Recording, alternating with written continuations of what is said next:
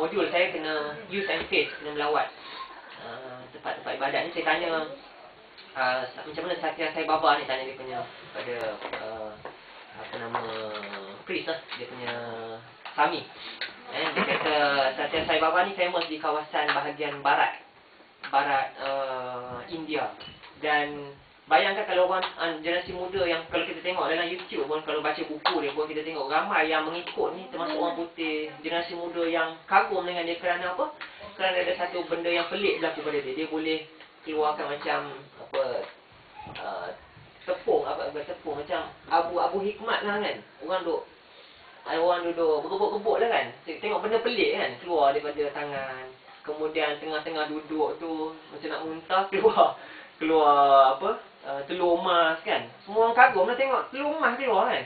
Tengah-tengah macam nak muntah tu keluar telur emas kan. Kalau orang yang tak kuat akidah, dia tahu ini adalah utusan akhir zaman kan. Tengok dengan dia punya. Sedangkan kalau kita baca akidah, kita ada irhas, kita ada mukjizat, kita ada karamah, kita ada istidraj. Yang kalau kita perhalusi satu-satu, yang kita tahu bahawa ini adalah perkara yang berkaitan dengan istidraj. Orang yang ingkar Tuhan, makin ingkar makin diberikan keistimewaan. Boleh mungkin sebahagian orang-orang yang terlibat mungkin dalam tarekat ada yang boleh terbang macam udara kan. Boleh macam apa, macam boleh terbang, boleh sepak bola macam Shaolin Temple kan. Mana tak orang tak kagum kan. Sebabnya sedangkan orang tak tahu ini adalah istidraj. Yang istidraj ni adalah satu keistimewaan yang Allah bagi kepada seseorang tu supaya dia lebih engkar. Jadi kalau kita tak terapkan konotasi ataupun isu akidah kepada generasi muda, dia cepat kata mengaruh macam terpengaruh mungkin dengan ayah Pin kan. Tengok kagum semua pengikut Hindu, basuh kaki dia kemudian bayangkan jadi boleh buat benda-benda yang pelik. Jadi sebagai kesimpulannya, saya rasa isu akidah ni penting. Dan sebahagiannya adalah isu yang kita nak sebutkan malam ni adalah isu black metal yang masih lagi istilahnya masih lagi bergerak secara tidak langsung dan secara senang. Mungkin selepas ni mungkin rakan-rakan mungkin boleh tambah memperkayakan perbincangan pada malam ini. Khususnya kita bincang, mungkin ada pengalaman yang bekas-bekas mengikut black metal ke sini satulah. Kemudian mungkin ada pengalaman deal dengan kawan-kawan daripada black metal ni, mungkin boleh ceritakan pengalaman pengakuan ke. Boleh juga lah Fazil kita datang dara macam serikut ke contoh kan, dan sebagainya. Jadi wallahualam dibuka kepada perbincangan pada malam ni. Aku qauli hadza wa astaghfirullahi wa lakum. Assalamualaikum warahmatullahi wabarakatuh.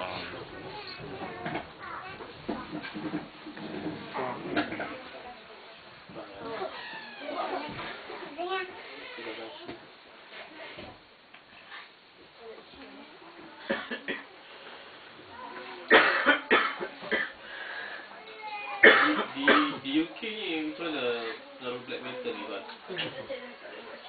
Di UK saya tak pasti sebabnya yang kita pastinya kumpulan Black Sabbath ni kumpulan dia, yang dilahirkan di Birmingham lah, di UK. Cuma bila saya tanya, bila saya survey dengan budak-budak belia Inggeris, bincang pasal genre muzik dengan diorang ni, diorang kata diorang pun tak apa pasti sangat pasal black metal ni.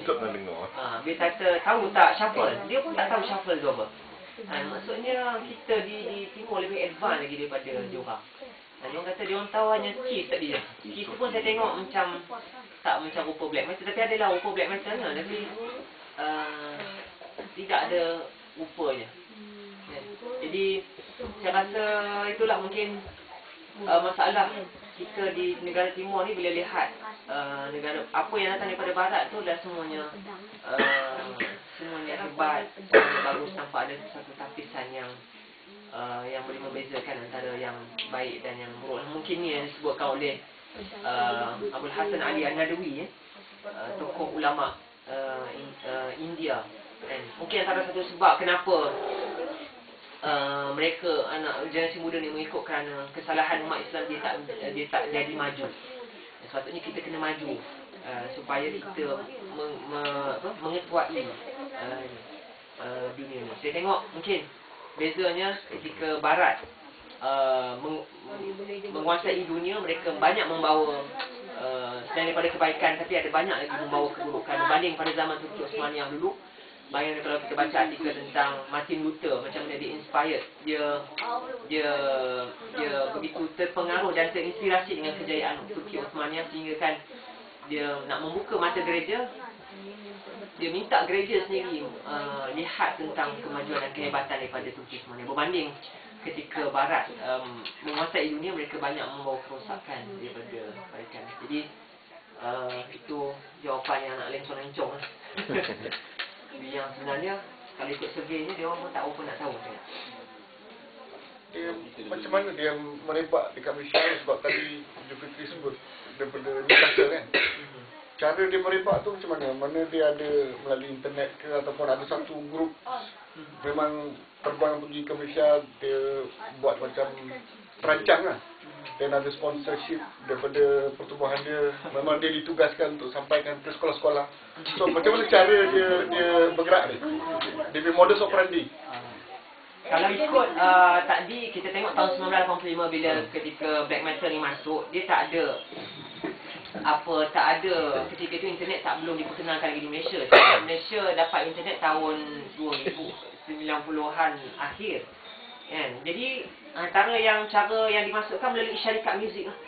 Syarikat muzik. Kalau kita tengok, masa saya ingat dulu zaman saya kecil dulu, ketika sekolah asrama dulu, kalau pergi kat Pudu Raya tu memang banyak aksesoris black metal kan. Dia masukkan dalam bentuk gadget, dia bentuk merchandise macam baju, macam majalah.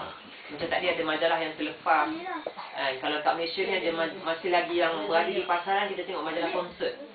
Kan, dalam tu macam-macam band ada. Antaranya band black metal masih ada lagi dalam tu. Kita tengok majalah konsert, majalah yang masih lagi beredar. Jadi salah satu caranya mungkin cara tu. Kita tak tahu, macam saya bahaskan tadi, sama ada kita ni lemah ataupun kita tak boleh nak menyalahkan perancangan Yahudi. Kan, orang kata ini semua Yahudi kan, walan tarda ankal Yahudi walan Nasara kan. Ini semua perancangan Yahudi yang nak rosakkan. Mungkin kita sendiri yang lemah dari segi sudut penapisan dan sebagainya. Dan sebab itu ramalan Nabi SAW, akhir zaman nanti umat Islam akan ikut satu kelompok yang shibran bi shibran, zira'an bi zira'in, iaitu sejengkal demi sejengkal, sehasta demi sehasta, hatta law dakhalu bi juhrin dabbin, sehingga masuk ke lubang biawak pun yang kecil tu pun orang Islam nak masuk juga. Nak masuk lubang kecil tu pun nak ikut Yahudi pun dia orang sanggup masuk. Jadi saya ingat cara tahun 1985, cara black metal masuk, kalau ikut survey dan ikut pengalaman, mereka masuk melalui syarikat muzik, kemudian majalah-majalah, dan juga saya pun tak tahu, mungkin kita boleh bahaskan, boleh bincang malam ni kan, kenapa dia orang minat sangat. Kalau tengok lagunya tak ada lah kan, Guns N' Roses tu kan, Kurt Cobain kan, Kurt Cobain, Nirvana kan. Mungkin Najib boleh boleh nyanyi kan? Okey, sila. saya dulu ramai kawan pengikut punk tau. Sekitar 95, 96. Okey. Daripada okey, macam Ju cakap tadi, internet belum ada kan, internet masa tu. Okey, mengikut kata dia orang tu, influence bawa sebenarnya daripada student yang belajar kat sini tu lah. Diorang balik macam punk tu memang asalnya daripada UK lah. Punk oi itu semua kan. Influence tu kuat. Dengan jenis-jenis kasut dia semua tu kan. Memang influence tu kebanyakan datang daripada student belajar sini. Diorang yang bawa balik ke Malaysia. Itu yang kawan saya beritahu lah. So pengaruhnya datang daripada pelajar Malaysia yang balik ke Malaysia. Pelajar Newcastle tu Venom Mayhem. Tapi memang kat Malaysia memang serius lah. Sebab saya pernah dengar satu ceramah kan, orang yang terlibat memulihkan orang yang dah pernah jadi black metal. Memang betul lah, dia kata dia punya kepala ni memang banyak daripada Indonesia. Dia akan turun sebulan sekali ke Pleno Ali Bahu lah. Dan dia kata sampai satu tahap dia akan bawa dia orang sampai nak mengucap pun dah tak boleh tau. Dia pun dah jadi keras apa semua. Dia ada involve juga dengan air tu, dia tak tahu lah. So macam mana dia cerita, macam mana cara dia orang pulihkan. Salah satunya dia orang baca ayat Yasin dengan air daripada ni, air Zam-Zam.